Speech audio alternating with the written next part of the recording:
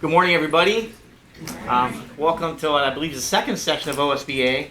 As you can see here, the title of our presentation, Small Changes Leading to Big Successes for Kids, with the Orange City School District, and we're presenting with ThenDesign Architecture today. Here's our team. I'm Lynn Campbell, Superintendent of Schools. I'm Ted Roseberry. I'm the Director of Operations for Orange City Schools. I'm Todd Puster, the Treasurer. Nicole Monaco, Interior Designer. Cheryl Fisher, Educational Planner. So it's that time of year, and I know as we sit here, probably a lot of ballot issues. Maybe people in this room who had issues on the ballot and may or may not have had success. And having ended the ballot cycle, some passed, maybe some did not, or maybe you're considering one. Bond issues are wonderful, and building new buildings and creating new learning spaces is probably ideal. But we also know that they don't always pass, and there could be a variety of reasons. At Orange, particularly, I'll just own up front, we're very fortunate to be in a very high wealth district. We have a lot of great things going on in our district. We have, our board has invested heavily in our operations and programs, but we have found that there's not necessarily an appetite to direct those resources to a bond issue or building new buildings. So, what we do have going on, we have 600 kids in our high school, but we have almost every AP class you can offer, over 22 AP classes. We have every OSAA sport, except for bowling, and now I know men's volleyball is on the rise. We have clubs. If you get a chance, we have a quality profile you can check out. Any kid that wants to be involved in anything or multiple things, because we believe strongly in that and our board has invested in that, our kids are very involved. We bus door to door across a very large campus. So it's what we call a value proposition at Orange. So there's a lot of investing and a lot of resources, and I wanted to own that up front. But that being said, we still have buildings that need attention and love. So this presentation is about how a school district can provide top-notch, updated learning spaces without a bond issue, without going new. And we thought it was an important story a journey we've been on for much longer, but at least for the last 8 years, that we're going to share some highlights of that journey. It goes to show what an administration with a supportive board of education, wonderful partners like ThenDesign, just to show what you can achieve when you renovate. So a little bit about Orange. We sit on 172 acres.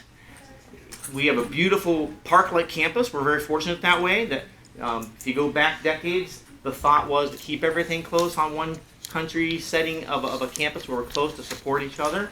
We have 4 traditional school buildings: a preschool, an elementary, middle school, and a high school on that campus. But we also have a partnership with our community ed and rec, and it makes us kind of unique. In 1972, the 5 main communities we serve Hunting Valley, Moreland Hills, Orange Village, Pepper Pike, Woodmere, Bedford Heights, Solon, and Warrensville Heights. The first 5 of those came together some time ago to unite their recreational services, like youth sports, adult programming for the arts, etc. They thought, what a great place other than the schools would there be to come and bring these communities together. So our school board is the governing board of our ed and rec for these combined communities, and our treasurer, Mr. Puster, is the financial is the Fiscal agent. Thank you for them as well. So there's how our buildings lay out on our map. So again, we're very, very close knit, park-like setting. There's the 4 buildings, 4 main buildings. And then as we talked about recreational programming, we have an art center as well as a senior center, both on our campus as well, that we maintain and run programming through, which, by the way, doesn't just benefit the community, it does, of course, benefit our parents and our kids as well. The things you can do through renovation, before I get too much further, I wanted to share. It's no secret that atmosphere impacts success in student learning. I don't have any hard empirical quantitative data that I throw at you right now to say, if you improve these things, you get, these kind of results and test scores are in the classroom. But anyone who's been a teacher, an educator, or as you board members walk through the building, the brighter, newer, and nicer the environment, the more you tend to impact a positive feeling of learning, morale in those spaces, and the more you can do with an efficient space. Our kids, I'll back up. Some of the most recent change came out of COVID. We were trying to do the word I don't like to say anymore, hybrid. Used to be a word I thought was okay, but it gives me goosebumps every now and then. But we were trying to run our hybrid classrooms. We had teachers engaging kids at home through audio, visual, and internet means with kids in front of them at the same time with masks. And we learned quickly from our high school staff that we weren't really getting as much out of it as we could. We started talking about sound in the room, sound quality between rooms. Orange High School in 1972 was built. It won awards for its design and architecture. But at that time, the open floor plan of the school district was to have thin walls, much like these. They weren't studs and real walls. We had to address sound, upgraded technology, and all the things that we started to talk about. We said, well, maybe we should step back instead of looking at sound and start talking about renovating. Our kids had the experience of coming through Brady Middle School, which had been renovated, starting in 2016. And the kids that went through Brady and lived through that renovation were basically going into classrooms that looked brand new. But then they stepped back in time. It felt like when they would come to Orange High School. Because Orange High School, our oldest building at the time, had not been touched and upgraded as much as, say, Brady. You might have felt like very much like a 1990s, early 2000s classroom when you entered that space. So we thought, while we're looking at these renovations, let's think about our kids' experience. That's what drove us to want to have these spaces upgraded. Some of the things you can do. Did you ever think that an old gymnasium could be converted into 2 stories of classrooms to put in a music arts wing, to have orchestra and band and choir and brand new classrooms, and upstairs turn into a staff lounge space and offices? That's what we did with the gym. Simple things like what new ceiling tiles can do down a hallway, and add some wayfinding and mood paint palettes and some consistent painting and coloring in the hallways and flooring. What those things can do to your space can make you feel like you're in a new space without the spend of building a new space. So with that, I'm going to step aside, and our treasurer, Mr. Todd Pusser, is going to present a little bit about the financial angle of renovation. Thank you. Thank you. With the financial options, there are several things to think through. But the only way you get new money for your project is through a voted bond issue. Now, that's great if you can do it or if your project warrants it, but you just need to look at the last week's election results. Bond issues are very tough to pass in this environment right now. Some communities that I would have thought would have passed bond issues failed them substantially. And, we have an excellent levy history in our district, a supportive community. But what's the one thing in the past 50 years our district failed? It was bond issue. So, that's an option for a large project, but it's very tough. The rest of these options need detailed financial analysis. You have to be able to prove to the board and to your community that you can sustainably pay the what I'm going to call the debt service on all of this, and you can argue that point with lease purchasing, is it debt or not, but we won't do that for this purpose. But you have to do that detailed financial analysis to make sure that you can afford it over time, and we've done that with some of our project. In our case, one of the renovations to Orange High School that we've recently completed were done with permanent improvement funds. And there are 2 pieces to this pie. One is Orange has passed over time 2 permanent improvement levies. And by the way, the strategy that our board used, which was very creative and very well supported by our community, both times, is that when voted bonds to build these buildings rolled off, in the final year of collection, we went on the ballot and said, we now need to maintain these buildings. And so in 2003, the community passed a 1 mil permanent improvement levy. In 2023, we passed a 1.5 mil permanent improvement levy. So that was a good message to send to the community. And with that 2023 issue, we got 73% yes, which is unheard of in this day and age. So the permanent improvement funds, what you can do with permanent improvement funds, if is obviously it's a way to pay cash. You can also borrow against your permanent improvement levy. Now the way you do that is if we put on a permanent improvement levy for a continuing period of time. So we could borrow up to 10 years.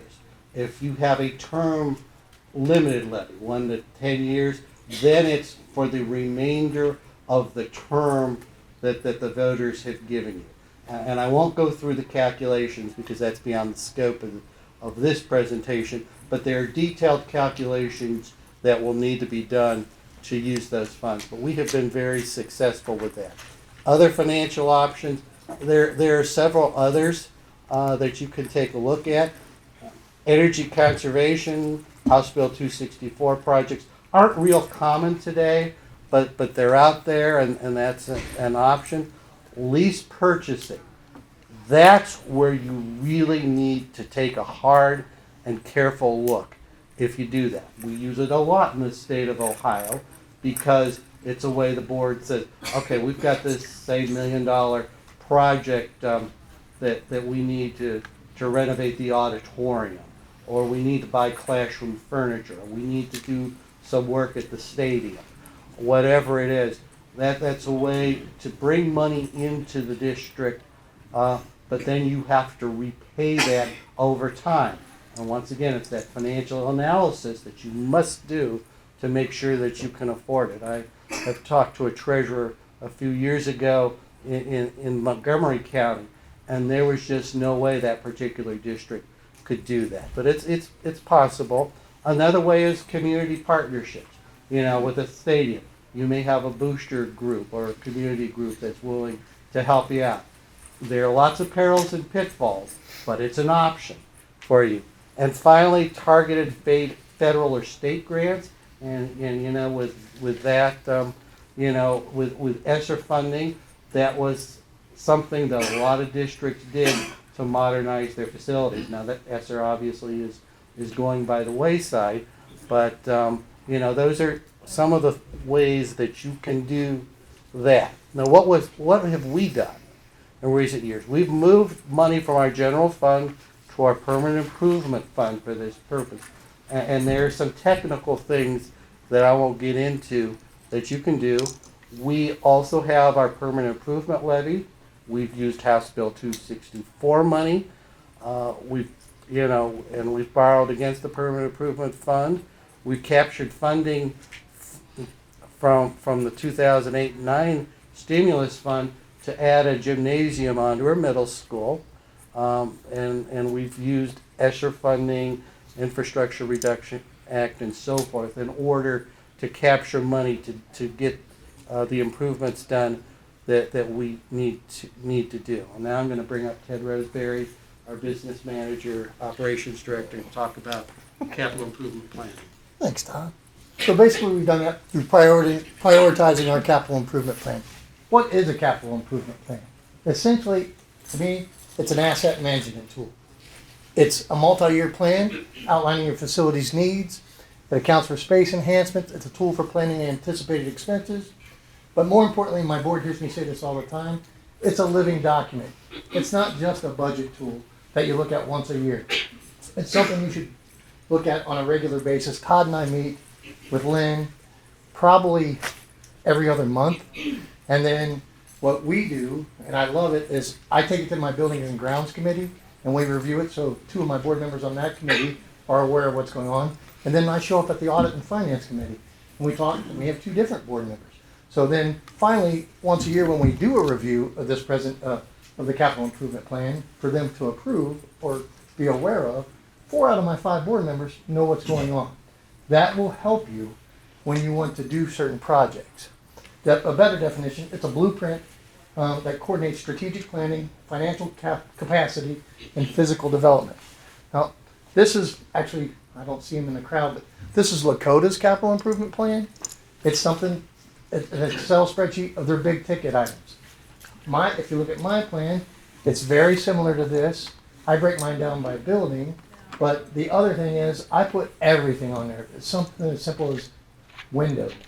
We might not use the 003 fund, the permanent improvement fund that Todd was talking about. We might use the general fund to take care of that expense. But what we will do is we'll prioritize. It could be something simple as an Excel spreadsheet where a business manager, treasurer, and superintendent get together and come up with it. Or it could be something more formal, like a master facilities plan that feeds this document. So why are we going to form a capital improvement plan? You know what it is now? Simply put, it gives you an accountability to your taxpayers. It gives you transparency. What Lynn was talking about and why I love it, it creates a culture. After we've done the renovations, you walk into my high school and you see students that are happy to be there. You see kids actually picking up trash off the floor. Helps my custodial team out, but they're excited to be there. When they go into the lunchroom, we've done simple things, and we'll show pictures of that shortly. Just simple color changes. When you walked in there 8 years ago, it was blue, brown, earth tones is what they used back then, right, Nicole? So Yes. now we actually are doing some branding things where it's black, orange, white, and it's vibrant. But the capital improvement plan also gives you a working with purpose. It makes you proactive instead of reactive. And I think that's essential in any school system. Because when you're doing reactive stuff, you're putting Band-Aids on it and you're going to fix it multiple times. That doesn't work. And then basically we're going to go over, it's really simple, how you develop your improvement plan. Again, organize long-term and short-term goals. Is it going to be the simple thing where it's just 3 of you, or are you going to do that master facilities plan? Due diligence. One of the most important steps on here. What I mean by this, you need to get with people that know, in the know, when was this project done? Roofs are pretty simple. They have a expected life expectancy, 20, 30 years. Boilers have a life expectancy. So you find out when those projects were done so you can put them on your plan and anticipate what's coming up.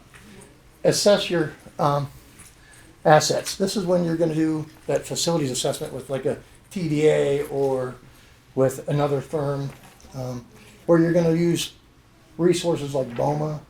It gives you the life expectancy numbers I was telling you about, or using RS memes. It tells you how much a construction standards, how much it's going to cost to do a certain project.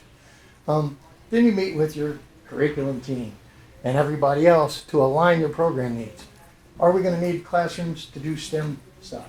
Are we going to need to do stuff to accommodate recording in our music studio? Or do we want to bring back the old wood shop it used to be wood shop? Are we bringing that? We're fortunate enough, we have an incredible, we mill our own trees on the property in our wood shop, and kids make stuff right there from the campus. So do we have the spaces to accommodate those things? Do we have things that we can use for multiple purposes? And then prioritizing those projects. I can tell you, this is always a fun thing. Because me, as a business guy, I want roofs, I want everything warm, safe, and dry. I want chillers and boilers. My curriculum folks, they want technology, they want things like that. So we get together as a team, and what I was said earlier, this is a living document. I can promise you, your capital improvement plan will change. If you're in the middle of winter and that boiler goes down, it's a priority 1. I promise you that. If a grant comes along, safety is always one of the top priorities for me. A couple years back, the BWC had a safety grant, the state had a safety grant. We actually started buying some things out of grant funds. That gives that financial piece. Hey, we don't have to spend our 003 or our general fund. We can take this grant fund to upgrade we things move to what I'm getting at, that plan is going to change on a regular basis. I talked about, we meet, we adopt it. So we're out if people come to your board meetings, not a whole lot come to ours, but if they listen to it, there's a public record where the board said, hey, this is what you gave us your money. this is how we're gonna use your money, and then it's a regular document that they can refer to say, hey, they're doing it exactly, that's that accountability piece I was talking about. We are doing what we said we were gonna do. We told you we're gonna pass, if you pass this permanent levy, we're gonna improve your buildings. And then you communicate, update, and review it. Again, I can't stress that enough. Ted, yes. I just want to jump in. When we were going for that, our most recent PI levy, we had 2.2 mils rolling off from a bond issue. So we went for the 1.5. So taxpayers still saw a reduction in their overall taxes, but that important money flow, cash flow kept coming in. We laid out a document for 10 years, which is kind of unheard of, but we could show our taxpayers, we at least had on our minds and in our sights the next 10 years of anything that was going to be 50,000 or higher that might surface.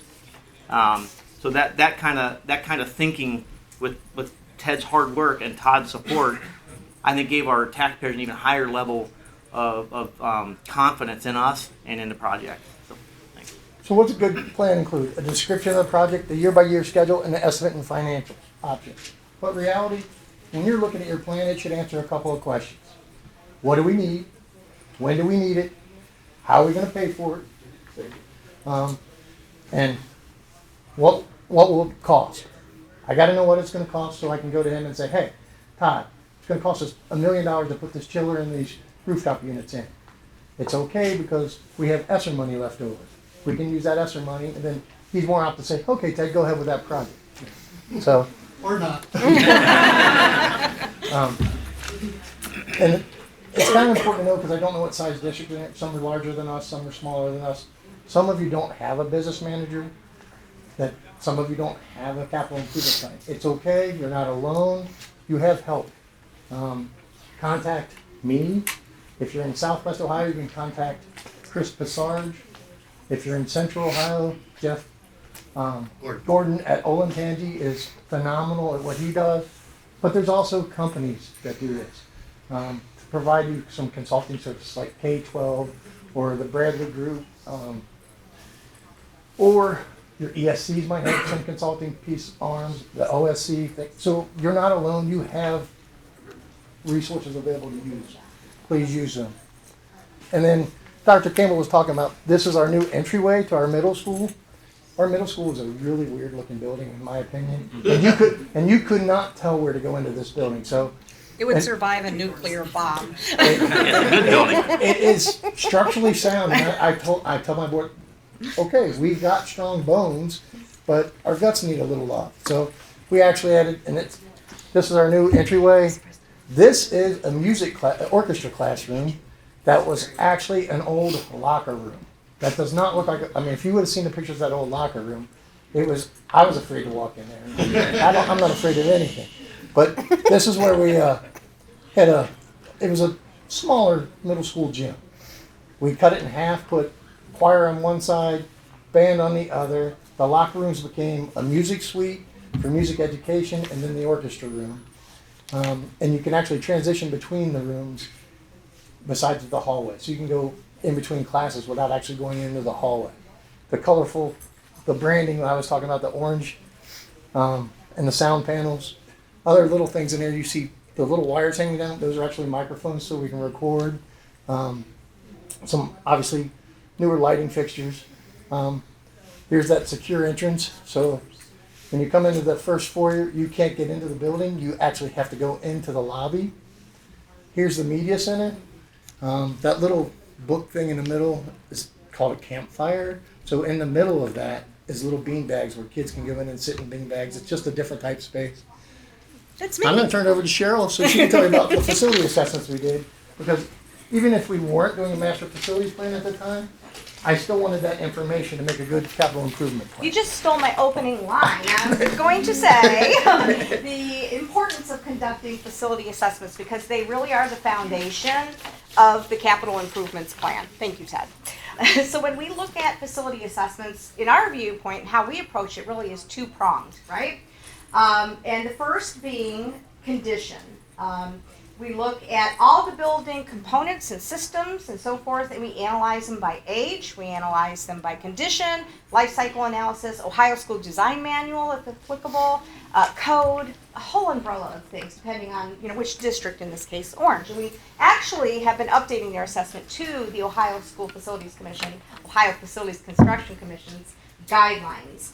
And then we put together this report that identifies any deficiencies. But we take it a step further, and we also do it in a 3-tiered report. So we talk about what is the immediate need.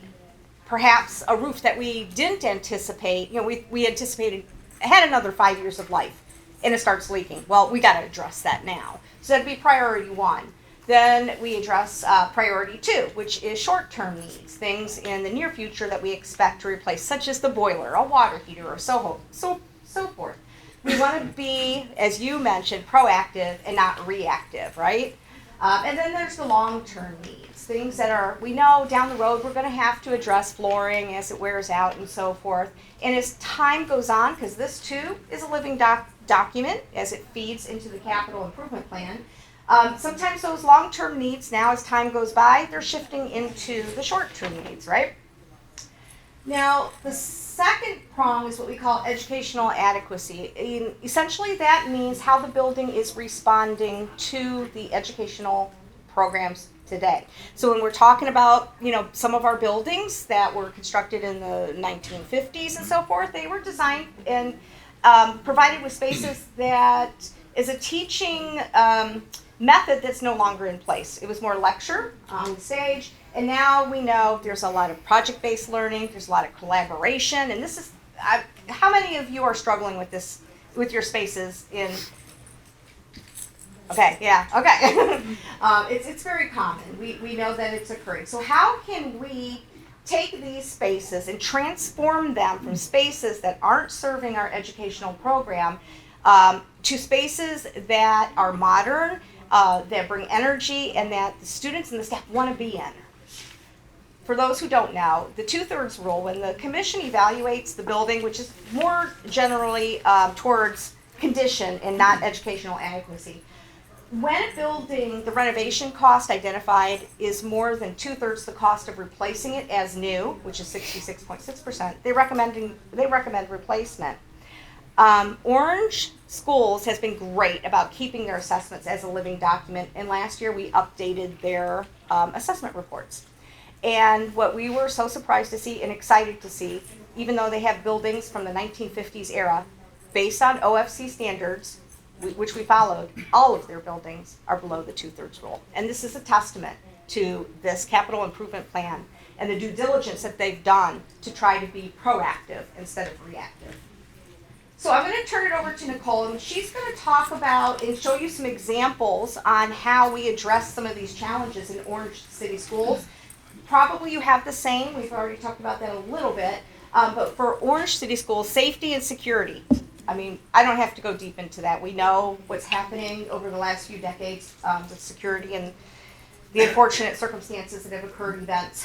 So that was priority number 1 to address.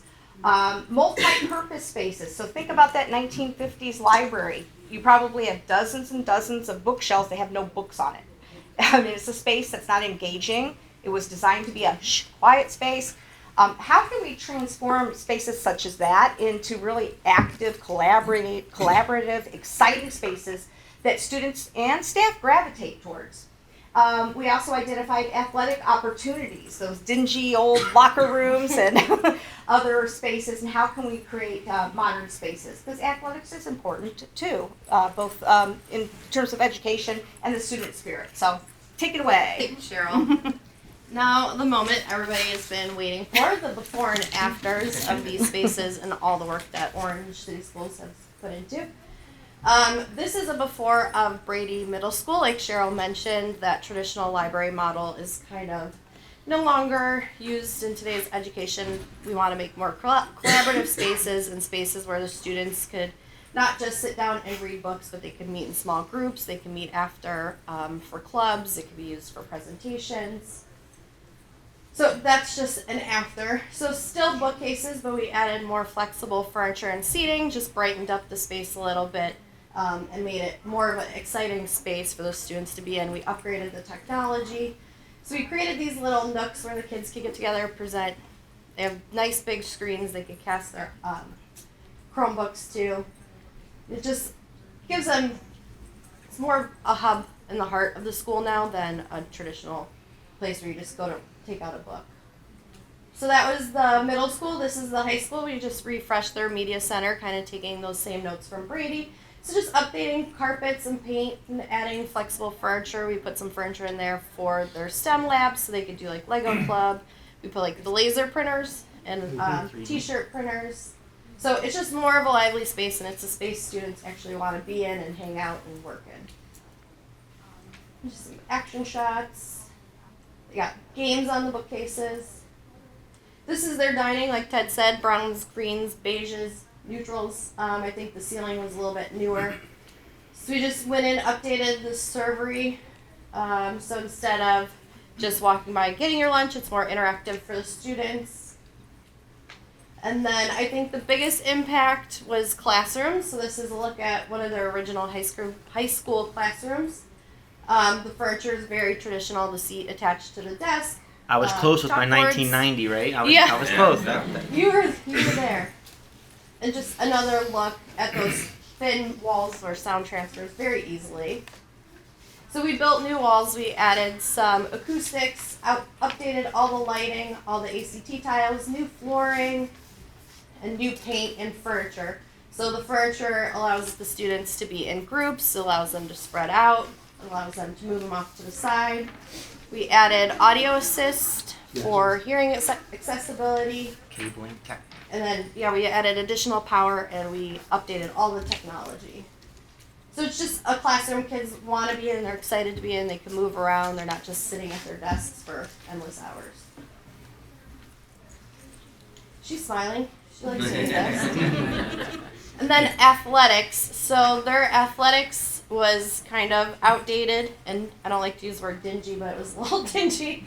So these are some befores. That was their old locker room. And this is the new locker room. So just by branding with colors and some marketing and graphics, it just brings school pride back. The kids are excited to be in there. We added a ramp to make these athletic wings more accessible. That's the old training room. That was, I think that's what was going to be the new training room. So again, just adding paint, graphics, new rubber floor. The new weight room. Old weight room. Fitness room. And then I'm going to pass it over to Dr. Lynn to talk about safety and security. Thank you. You are most certainly And welcome. before I do those couple photos back, we were able to gain this space. That find the one I want to show you particularly, the one that always gets me. Any veterans in the room, by the way? Thank you for your service. And I would tell you that as a former Marine, our locker room scared me a little bit. I would rather do that. The catacombs and where the showers were. It was old. That high school, you gotta remember, it was built when every 9th grader and 10th grader had to take PE. There was no choice. You needed hundreds of lockers, and they weren't new. And that space was so large and inefficient. We were able to take one locker room and make the trainer's area that you saw, the weight room that you saw, and a high-functioning modern locker room, and then convert and create a new locker room in a space that was vacated by the others, and an agility room in what was the weight room. So we took one locker room and made 3 spaces out of it to create 2 other new spaces.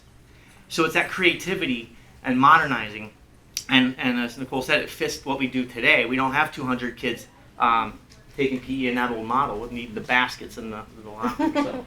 And you also added single-use bathrooms. Say again? Single-use bathrooms. You added. Yeah, we talked about accessibility, and we also are talking about equity. We have as Ted was mentioned, we have multiple single-use bathrooms. So a student wants privacy, or you have referees or coaches. They can go in into a single place to change and feel comfortable. Showers as well. And then what used to be the girls' locker room is it's a swing. Oh, thank depending you. on the sport. We have one locker room now. It's a swing space. We don't have a traditional just male and female. In fall, it might be used by by cross country, and in the spring it might be used by baseball, and male or female or softball as needed based on numbers and participation. So we're not just locked into this locker room has to always be the blank locker room. On the safety and security piece, just don't want to get too far into that, but what we were able to do most recently, like we had at Brady, and what we're currently doing at our Pepper Pike Learning Center, our preschool and community ed rec preschool building, is making sure we have a double buzz and entry system where if you want to come into our building, you have to buzz, be assessed by an adult who says, come on in. Well, now you walk in and you're in a waiting area, and you're not even in the building yet. And then you have to be talking to somebody, again, a human who's going to assess you and your purpose and your condition and state of mind, perhaps, before they buzz you into the building. And then you're not in the building, you're in the office. That wasn't the case at Orange High School. Before this renovation at Orange High School, and has evolved over the years, but where it was recently was you would buzz in, someone in the office would buzz, you stepped in, you're not in the office, you were in the building. Now there was an adult at a table who would check you in and give you a sticker. But if you wanted to go right or left, you could do that.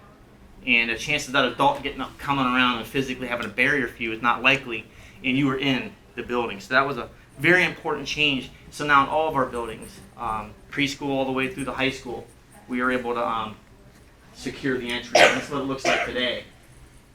Which, by the way, this overhang was so nicely designed by TDA and built. It's actually big enough. If a teacher wanted to, they could take their classroom out there. We had these benches. You could put 4 to 6 kids on a bench, and they lined. You could take kids out there to sit out and do learning activities if you wanted to. It's a cool space.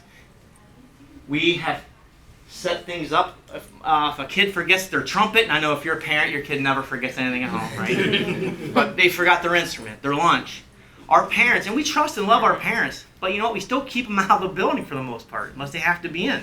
So when a parent drops off a lunch now or an instrument, they buzz in, they say what they have, they put it in one of the spaces, and they log on the Chromebook. It's here, and Billy knows it's here because he had worked with the office to drop in, hey mom, I forgot my lunch.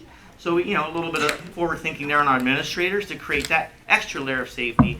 Few parents at first like, oh, I want to cut, well, but they get it. So, well, it's for the safety of your child. Now, if anyone can't walk in, they're like, thank you. So this is what it's all about. We want to enhance our programming and have the best academic outcome we can have. I said at the start of this, I don't have any kind of data that says since these renovations were, that I can show you a cause and effect. But I can say we got our best report card we've ever had, and this is most recently released report card. And if you ever get a chance, and I'll plug it again, our communications folks produce a quality profile of our district. And I'm telling you, we have some of the best programming and activities to keep our kids engaged. And engaged kids are busy kids. They're involved in school and not other things, and they're successful kids. And that's the kind of success we all want to build. And when you have that desire, you have to have spaces that match it. And we've accomplished that. Well, we're in the process because, as Ted said, it never stops.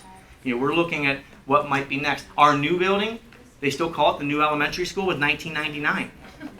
So we already have, if you look at our 10-year plan, we've budgeted some money. It's sitting out there. We don't know what for, but we just know whether it's furniture, some tech replacements, flooring. It's going to need some love, and we're already thinking 10 years out. That'll put that building at 35 years old. So good bones, you have to make sure you have those. Once you have those, you can do these kinds of great projects and keep your kids engaged and safe. He works out. in the new weight room. Yeah, in the new weight room. So this is our this is it. We target small improvements, well, some larger than others. But again, we're not building whole new buildings. We want to engage our students, and we get a lot of community support because we just hosted what I feel was the best event I've ever been a part of in my 30-year career. I was fortunate enough that we had our centennial year at Orange from 1924 to 2024. And we brought back folks who had graduated in the 50s, 60s, and 70s. Some of them hadn't stepped foot on campus since. And the commentary from those folks coming back. Oh, I remember what this used to be, but wow. I mean, they were very impressed. Now, of course, a lot of them still live in town, and at least one in this room right here in the class of 77, that'll tell you that it's been a phenomenal evolution of our buildings and our campus. And there's a lot of pride that comes with making these kind of changes, and our taxpayers know that we're modernizing and we're keeping things up to date for their kids. Thank you for attending. Thank you. Have a good day.